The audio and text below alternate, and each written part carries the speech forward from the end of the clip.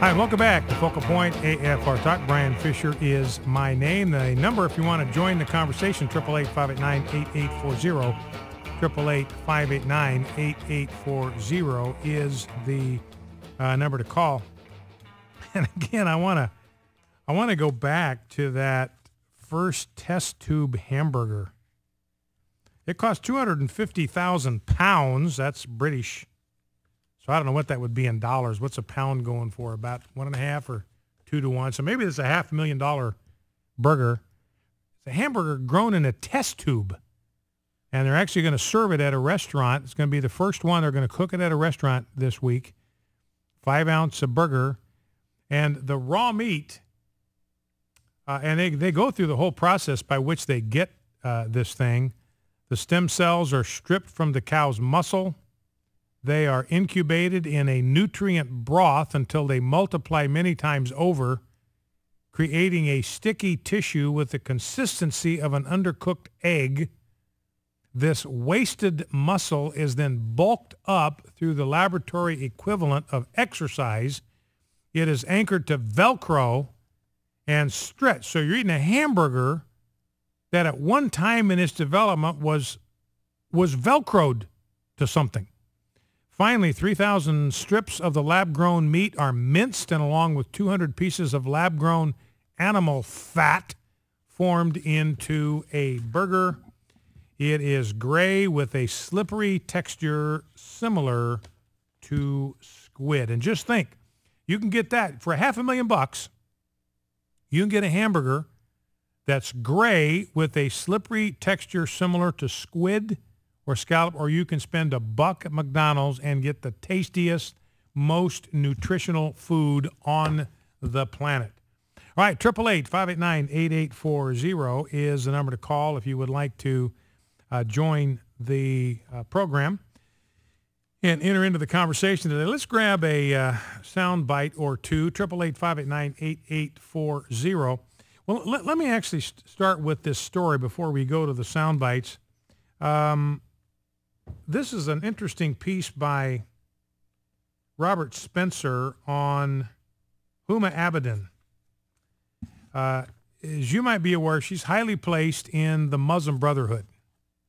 And everybody's wondering why she's such a doormat in this case. Is it just because she's imitating Hillary Clinton's example? What is going on with her?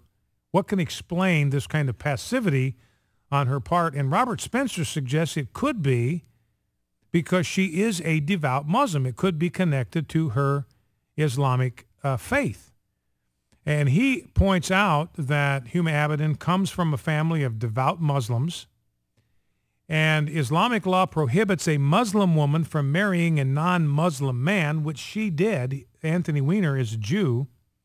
A Muslim man can marry a non-Muslim woman, but not the other way around. When a non-Muslim man begins a relationship with an observant Muslim woman, which she was and is, I assume, he is usually pressured to convert to Islam, and such a conversion is made a condition of the marriage. Now, no indication that's happened here, but what Spencer is saying, this is what is customary when you have a Muslim family that is devout and observant. Well, that's what you have with the Abedin family. I mean, all the way to their devotion to the Muslim Brotherhood. Now, Spencer goes on to point out that Islamic law also allows a Muslim man to have as many as 4 wives and to enjoy the sexual favors of, quote, his captives of the right hand. And he says, so his point is, in Islam, sex slavery is okay. It is okay under Islam to have sex slaves. And this is not aberrant sort of thinking. This is mainstream Islamic thinking. Egyptian Sheikh Abu Ishaq al-Huwaini declared in May 2011, just 2 years ago, the milk al-Yamin, those are the captives of the right hand, are the sex slaves. You go to the market, look at the sex slave, and buy her. She becomes like your wife.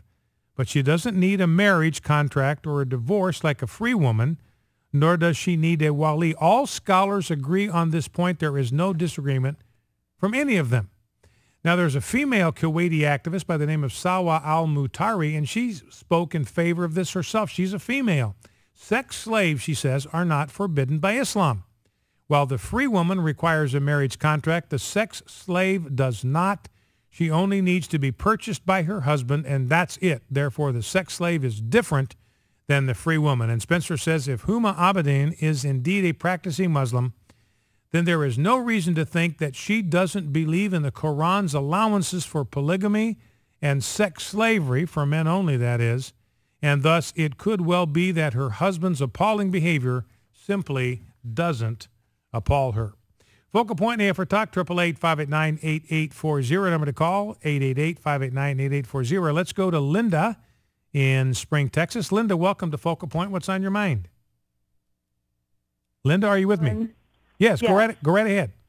I love your show, and I love your heart. You're an amazing talk show host, so thank you for being there. Well, thank you. And you're so welcome. And I wanted to comment on the organic food. Yes, ma'am. I don't eat organic food for nutritional value. I know it's there, and I know it's comparable either way. And the information you gave was very, very interesting. But the purpose that I eat organic food is just for fewer pesticides. Yeah, to make sure you don't get pesticides in your body? Exactly. Yeah. And so I just wanted to make sure that that's a huge benefit, and especially for me because I'm a cancer survivor. Mm-hmm. And so I just wanted to comment that the nutritional value and being vegan and all those things, those are wonderful comments, and thank you for informing us on all of that. I appreciate it. Yeah. Well, and I understand, my understanding, again, and I don't have any of the information right in front of me, but I have read studies about the amount of pesticides that are in conventionally grown food, and it's very low. It's not high enough to represent a health risk. But I can understand if somebody's got what you have in your health pass, that you would want to be very careful about that and not take any chances. I think everybody can appreciate that, and everybody can understand that. So, all right, Linda. Good. Thank you so much for sharing all that information. I appreciate you. Okay, you're welcome, Linda. Thank you for calling. Let us go to Zach in Jonesboro, Arkansas. Zach, welcome to Focal Point. What's on your mind? Hi, Mr. Fisher. I just wanted to get your take on Dr. Reza Aslan. He was recently on a Fox News program. That interview's been making the rounds. I haven't read the book myself. I plan on doing so within these next few weeks. But I just wanted to get your take on the scholar himself, on the book, if you've read it or excerpts or what have you, and just speak a little bit about, whether or not you think, the interviewer said was questioning why he wanted to write the book about Jesus Christ as a Muslim man, but he's a very accomplished scholar, and I just wanted to get your take on it, hear your thoughts. All right, Zach, listen, I appreciate it. I've got a couple of sound bites, actually, on Reza Aslan talking with Lauren Green on Fox News. Rob, why don't we grab clip number 1? Now, I've not read the book myself. I probably don't know a whole lot more, Zach, about Reza Aslan than you do. I do know that he was a Christian, has converted to Islam, does not believe in the, he doesn't talk about the resurrection. He apparently does not believe that Christ is God. And this book called Zealot, The Life and Times of Jesus of Nazareth, become very, very popular. And a lot of people don't know that it's written by a guy who is a Muslim, doesn't kind of advertise that, so a lot of people don't even know it. But anyway, let's go to clip 1 where he actually responds to the question from Lauren Green about how what he says about Jesus stacks up with what Islam says about Jesus. Let's listen. But I want to read you some quotes from some people who are criticizing you. One from John Dickerson, who has written an op-ed piece on FoxNews.com, and he says, it's not a historian's report on Jesus. Is it an educated Muslim's opinion about Jesus? He says its conclusions are long-held Islamic claims, namely that Jesus was a zealous prophet type who didn't claim to be God. Well, that's actually not what Islam claims about Jesus. My book about Jesus overturns pretty much everything that Islam also thinks about Jesus as well. And to be clear, I just want to emphasize this one more time. I am a historian. I am a PhD in the history of religions. This isn't a Muslim opinion. This is an academic work of history, not about the Christ or about Christianity for that matter. It's about a historical man who walked the earth 2,000 years ago in a land that the Romans called Palestine. How are your findings different from what Islam actually believes about Jesus?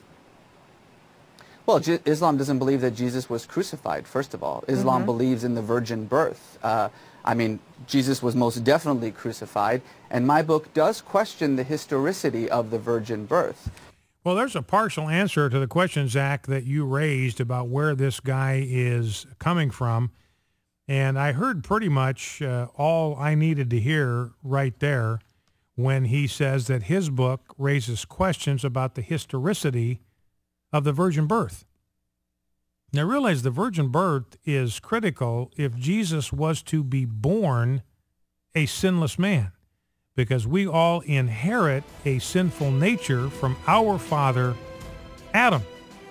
And therefore, if Christ was going to be born sinless, he couldn't come into the earth in the conventional way. So the virgin birth is absolutely foundational to what the Bible teaches us about Christ. That's the only way he could become a sinless substitute for us, is if he was born sinless and then remained sinless for his entire life, so he could be that unblemished Lamb of God that takes away the sin of the world. It is interesting that Reza Aslan reminds us that Islam does not believe that Jesus was crucified. Therefore, there's no crucifixion and there's no resurrection in Islam. Because the crucifixion obviously deals with the whole problem of sin. It's the cross that is the stumbling block, and Islam rejects that by saying he wasn't even crucified. Somebody took his place at the last minute. Focal Point AFR Talk, back after the news.